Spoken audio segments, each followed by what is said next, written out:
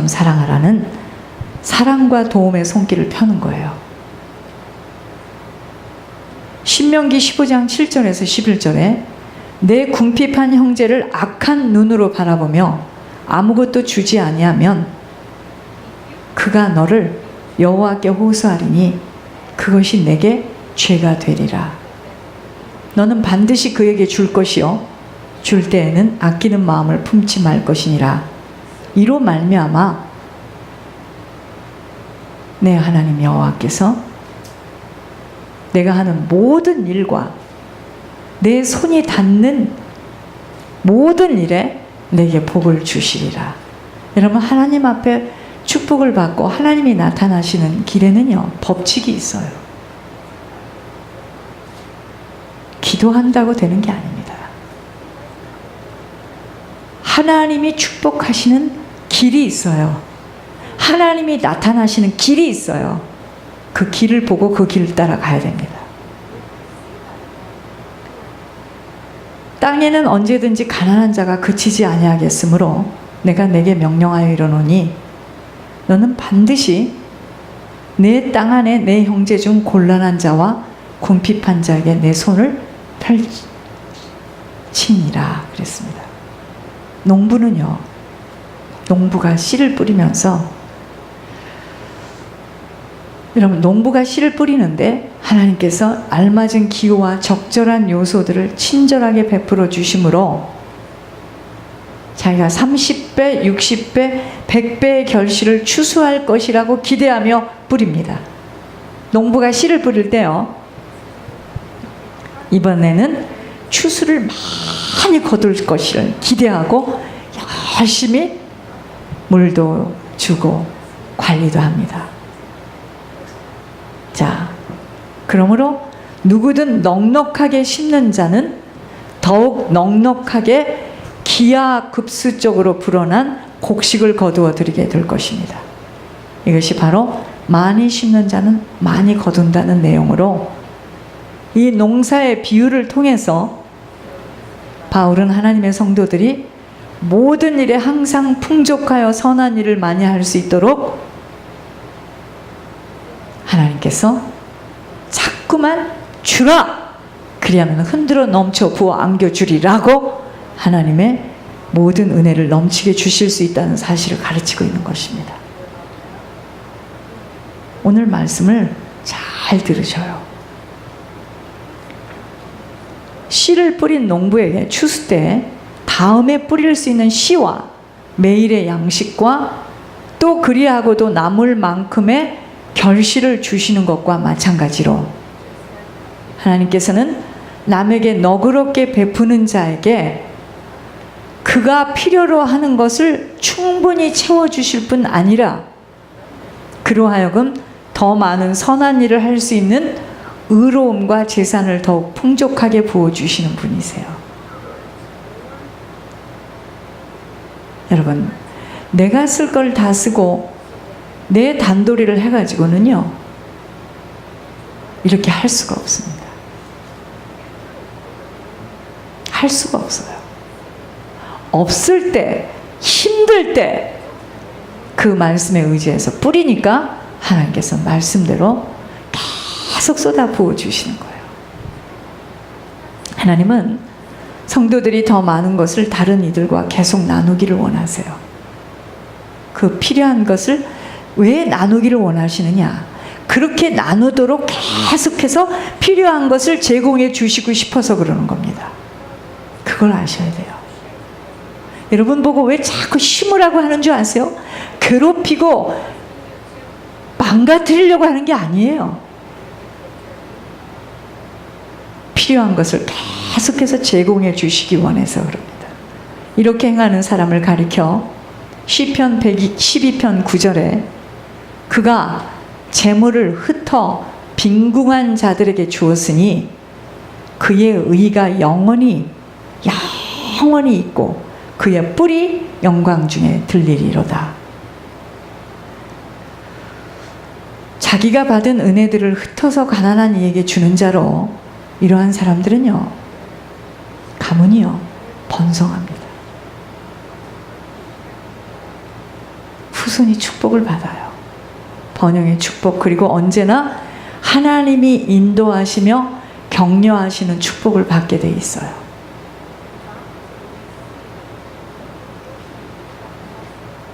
고린도 교인들뿐만 아니라 오늘날의 우리들에게도 남에게 관대히 주는, 섬기는 일은 우리에게는 의무예요. 의무. 하늘의 의무. 시민권자로서, 하늘의 시민권자로서 의무입니다. 의무인 동시에 약속된 축복이에요. 그러므로 성도들을 향한 하나님의 은혜는 다시 각 성도들이 그 은혜를 받아서 하나님 앞에 다른 사람에게 너그러이 그것이 돌려지도록, 이게 재생산입니다. 우리들 병을 모아가지고 다시 그 병을 재활해서 종이도 나오는 것처럼 하나님께 은혜를 받아서 하나님이 주시는 것이 다시 다른 사람에게 흘러가게 될 때 하나님은 계속 그 일을 위해서 계속 공급하시는 분이십니다. 능력이 있고 능이 있어서 공부를 많이 해서 기업을 해서 그게 아니에요. 그게 나쁘다는 게 아닙니다. 이게 순환이 되지 않는 경제는 막혀요. 다 막힙니다. 하나님의 은혜는 무한해요. 측량할 수가 없어요. 하나님의 은혜, 무한한 은혜와 측량할 수 없는 그 사랑을 받은 성도들은요, 특별히 따지지 않고 계산하지 않으면서 다른 이들에게 친절함과 관대함을 베풀어야 합니다. 사단이요, 진짜 화냅니다. 축복받겠다고 하는 그것. 그러니까 여러분 오늘도 소원 기도를 하겠지만 그 기도대로 됩니다. 그러면 그 기도가 되었을 때 그 다음에 어떡하죠? 사단이가 팍 나가요. 어디라고? 이제 그래서 막 아주 본격적으로 덤빕니다. 오늘 박은혜 권사님 소원 기도를 받을 겁니다. 그래서 소원 기도를 받아야 돼요. 여러분, 이 소원 기도가 하나님께서 명령하신 거기 때문에 받아야 되는 겁니다.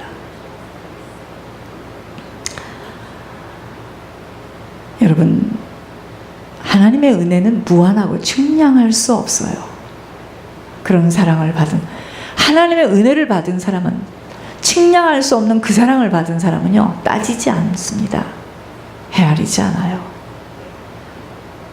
그 은혜를 받은 자, 그러니까 먼저 은혜를 받아야 됩니다. 은혜를 받지 못하면 이게 짐이 되고 걸려요.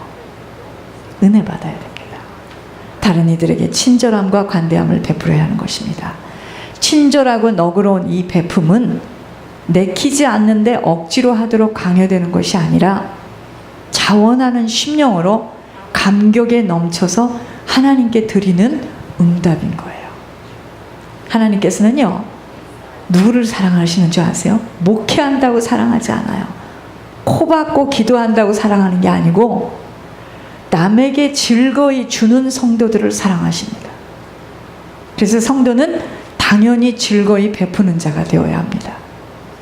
그러면서도 그 베품은 즉흥적이거나 충동적이 되어서는 아니 됩니다. 여러분, 여러분들이 여러분들과의 관계 속에서 이렇게 도와주는 것도 교회를 통해서 하지 않으면요, 헌금으로 못 올라와요.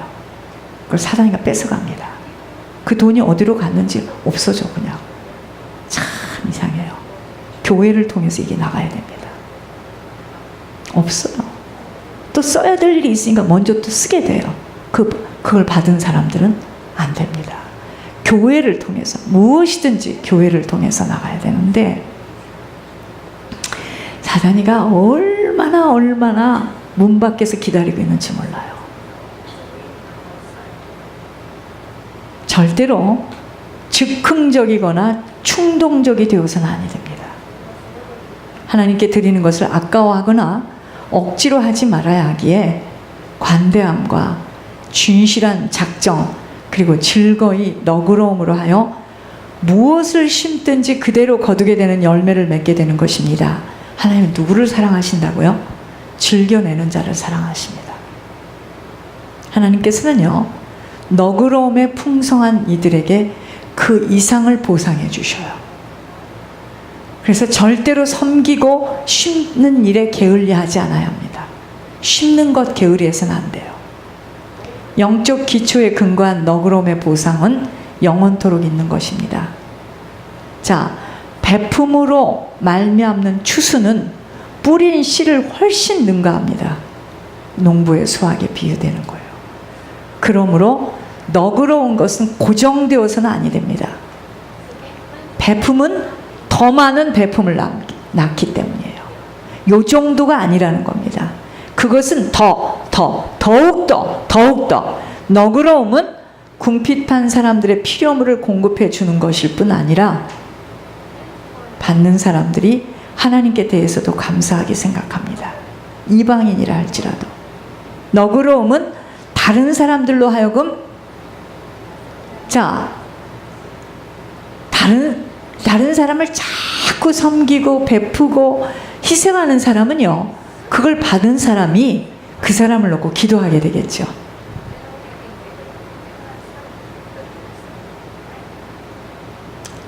그 섬김 때문에 베푼 자들을 위하여 기도하게 합니다.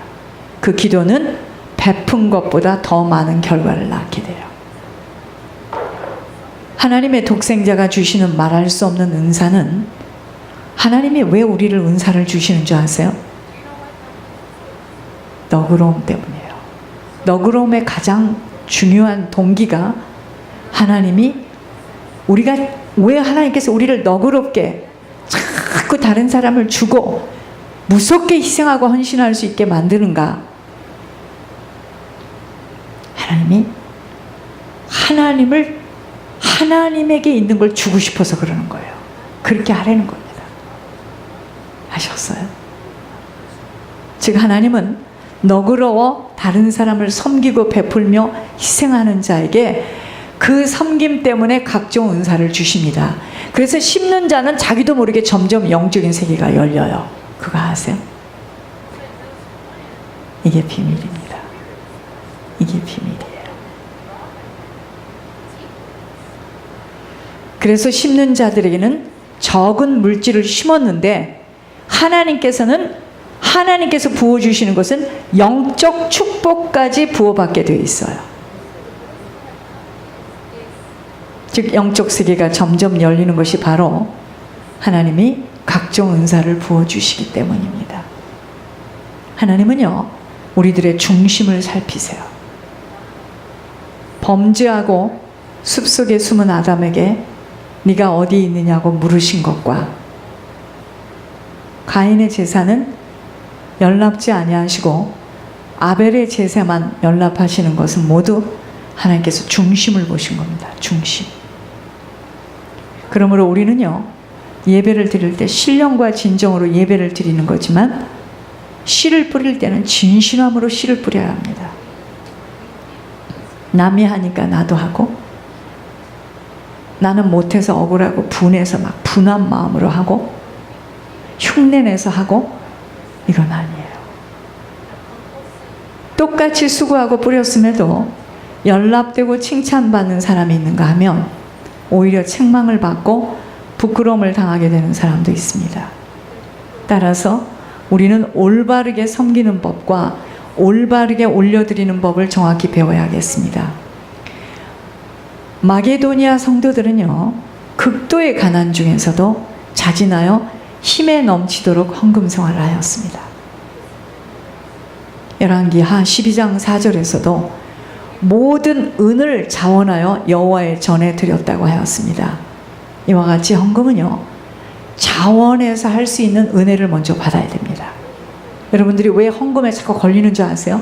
은혜 받지 못해서 그럽니다. 기뻐하면서 가난하여도 생활에 구애되지 않고 힘에 넘치도록 자원하여 헌금할 때 은혜의 풍성함 속으로 들어가요. 큰 비밀이 있습니다. 씨를 뿌리는 것은 먼저 준비해서 뿌리는 것으로 신중히 생각하고 정성껏 뿌려야 합니다. 마게도니아 교인들은 가난하였지만 기쁨으로 하나님께 드려지는 연보로 쓰여지는 용도가 여러 가지나 드려지는 것은 다 하나님께 드려짐을 알고 기쁘게 뿌렸습니다. 왜냐하면 하나님께서는요, 억지로나 인색함으로 드리는 것은 연락하지 않습니다. 즐겨 드리는 것만을 기쁨으로 받으시기 때문입니다. 출애굽기 25장 2절에 이스라엘 자손에게 명령하여 내게 예물을 가져오라 하고 기쁜 마음으로 내는 자가 내게 바치는 모든 것을 너희는 받을지니라. 헌금의 액수가 적든 많든 하나님께 바치는 것이니 기꺼이 헌금을 해야 합니다. 그러므로 우리들은 물질뿐만 아니라 마음도 바치어서 헌금해야 합니다. 기쁨으로 드리는 헌금은 감사함으로 드리는 헌금이에요. 사도 바울이 예수 그리스도의 사랑과 은혜의 빚진 자라고 하였듯이 우리들도 복음의 빚진 자들입니다. 예수님께서 우리에게 영원한 생명과 구원을 주시기 위해서 십자가에서 모진 고통을 당하시고 목숨까지 버려주신 은혜를 받았어요. 저희가 우리의 모든 삶을 축복하여 주시는 은혜를 잊고 있습니다. 그러므로 우리는 이 하나님의 은혜에 감사하는 마음으로 예물을 올려야 합니다.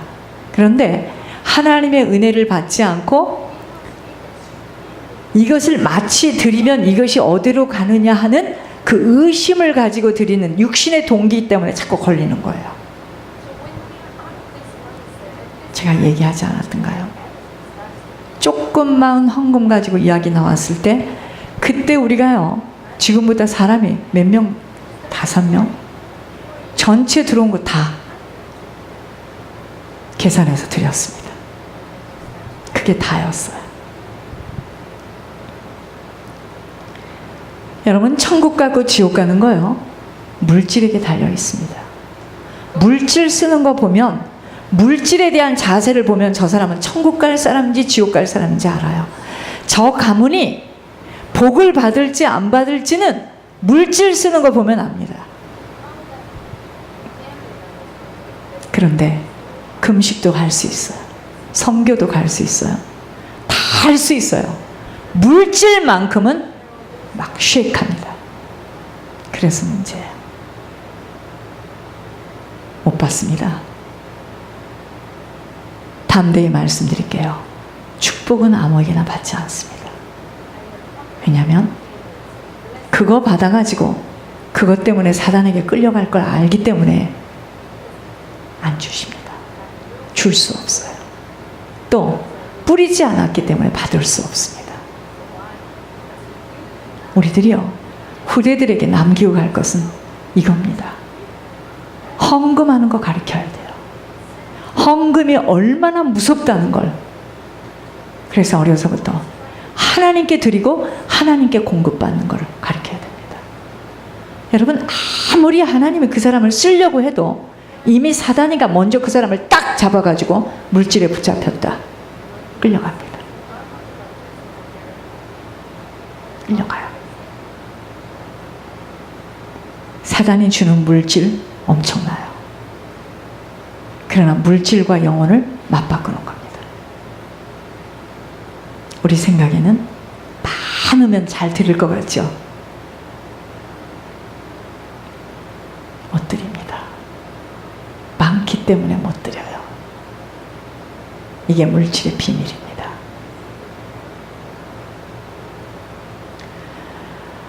영적 대물림은요, 물질에 관한 것도 대물림으로 내려갑니다.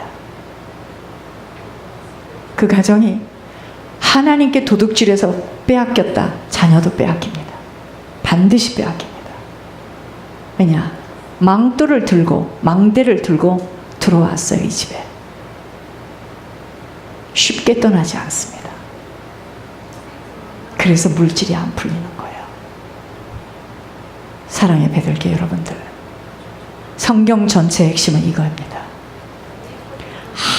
아무리 느헤미야, 에레미야, 이사야, 요엘, 아무리 성경을 씹어먹고 다 알아도요, 지식으로 알아도 사단에게 당하면 끝납니다. 앞으로 목회를 할 신학생들이요, 여러분들 지금부터 물질 관리 철저히 해야 됩니다. 하나님 앞에 드리고 하나님께 공급하는 거예요. 풍족합니다. 차고 넘칩니다. 흘러서 다른 사람에게 막 흘러가요.